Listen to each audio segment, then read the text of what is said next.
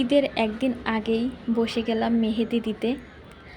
আর মেহেদি দিতে কার কার ভালো লাগে সবাই অবশ্যই জানাবেন।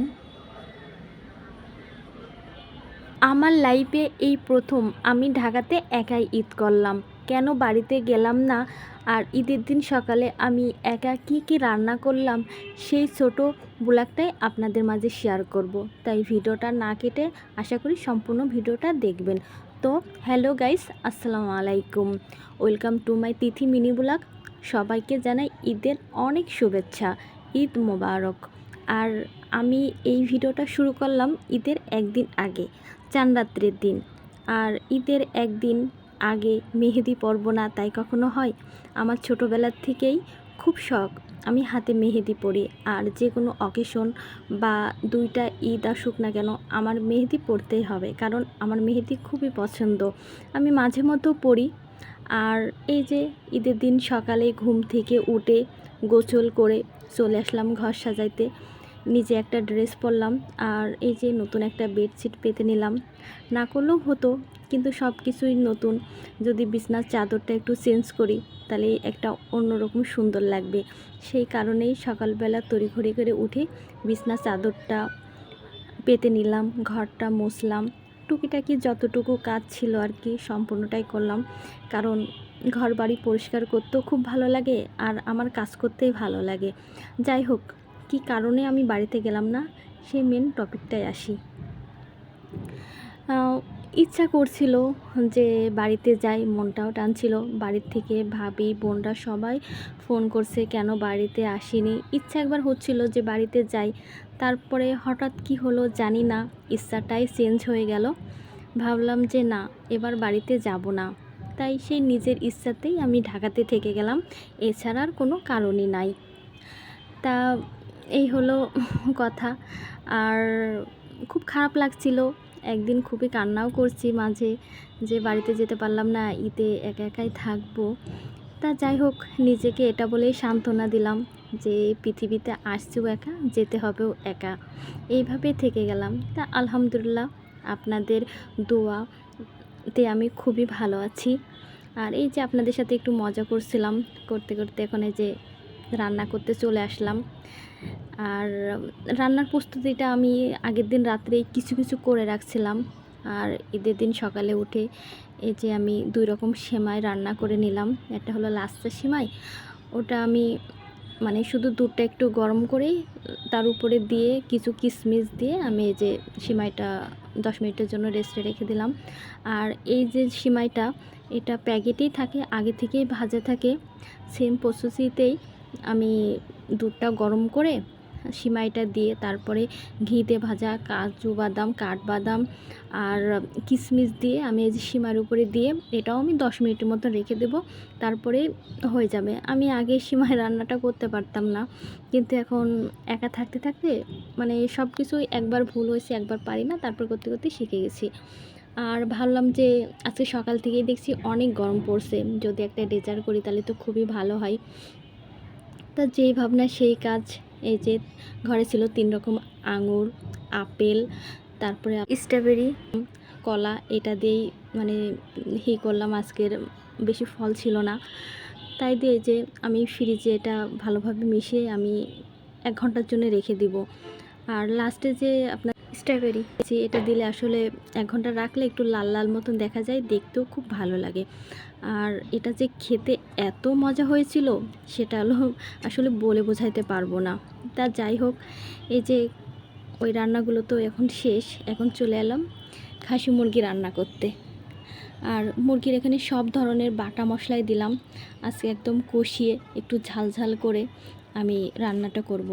আর আমরা সকালবেলা দেখছি যে আমার আম্মু মানে খাসির গোশ বা মুরগির গোশ এটা খুব এরকম হাতে মাখায় কষা করে রান্না করে বেশ অনেক মজাই লাগে। তাই এই যে ভালোভাবে মাখিয়ে আমি 10 মিনিট রেখে যে কষাতে দিব।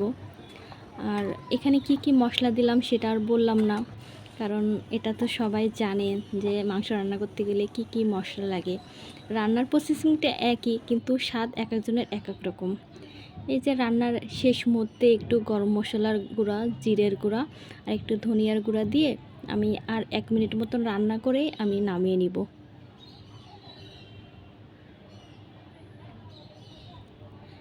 এই যে আমার মাংসর ফাইনাল লুক, দেখুন কত সুন্দর হয়েছে। আর এখন চলে যাব লুচি বা পুরি ভাজতে। আর ওই পাশে খিচুড়ি বসাবো, এক চুলায় লুচি ভাজবো আর অপর চুলায় খিচুড়ি। আর এখানে আমি ভুনা খিচুড়ি করব, সেম মাংসর মতনই সব কিছু মশলা দিয়ে। এখানে আমি রানির মশলাটা ইউজ করছি। সব ধরনের মশলা দিয়ে আমি খুব ভালোভাবে কষিয়ে নিব। আর এই খিচুড়ির মধ্যে আমি মসুরির ডাল আর মুগের ডাল দিয়েছি।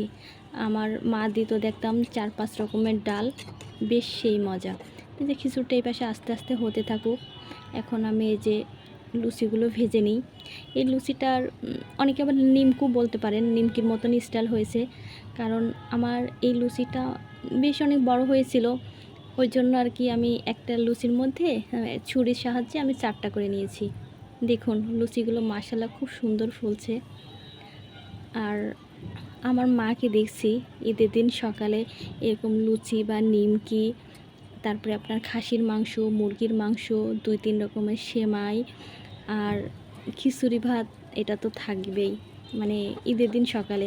আর মায়ের হাতে প্রতিটা রান্নাই আসলে খুবই মজার, সেটা আসলে বলে বোঝাতে পারবো না। খুবই মিস করছি, কিন্তু আমি একা আছি তো, তাই যেটা মন চাইলো অল্প অল্প করে সব জিনিস করারই চেষ্টা করলাম। কারণ একা একা এত কিছু খেতেও পারবো না, আর এর জন্য অল্প করেই করা। দেখুন লুচিটা কত সুন্দর ফুলছে মাশাআল্লাহ। আর ওই পাশে খিচুড়িটাও কষাচ্ছি আস্তে আস্তে করে, একসাথে 2 কাজ হয়ে যাচ্ছে।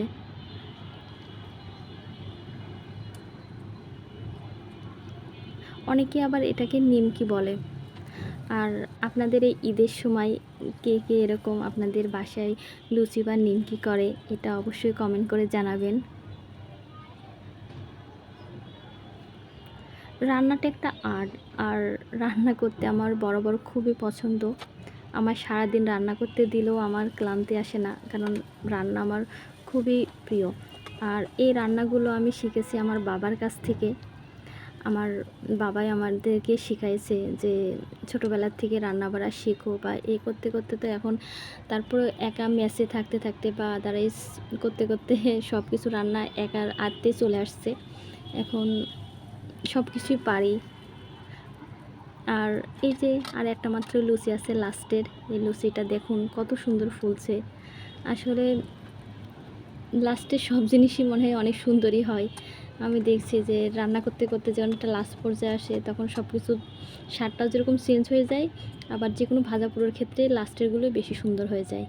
দেখুন আপনাদের সাথে বক বক করতে আমার 1 বাটি লুচি ভাজা হয়ে গেল। এখন এই যে আমার খিচুড়িটাও হয়ে গেল। আর পোলাও চালটা যখন ভাজছিলাম তখন কিছুটা ঘি দিয়ে ভাজছিলাম। এখন নামানোর কিছুক্ষণ আগে আমি আর কিছুটা ঘি দিয়ে একটু টেস্ট করে দেখলাম, মাশাআল্লাহ খুবই মজার হয়েছে। আর এই যে একটু নেড়ে এটাকে নামিয়ে ফেলবো। তা এই ছিল আজকের আমার রান্নার ভিডিও, আমার ছোট ব্লগ। কেমন হলো অবশ্যই কমেন্ট করে জানাবেন। আর এই পর্যায়ে সবাই ভালো থাকবেন, সুস্থ থাকবেন। আল্লাহ হাফেজ। আর এরকম সুন্দর সুন্দর ভিডিও পাইতে হলে অবশ্যই আমার চ্যানেলটাকে একটা ফলো দিবেন এবং শেয়ার দিয়ে পাশে থাকবেন। সবাই ভালো থাকবেন। আল্লাহ হাফেজ।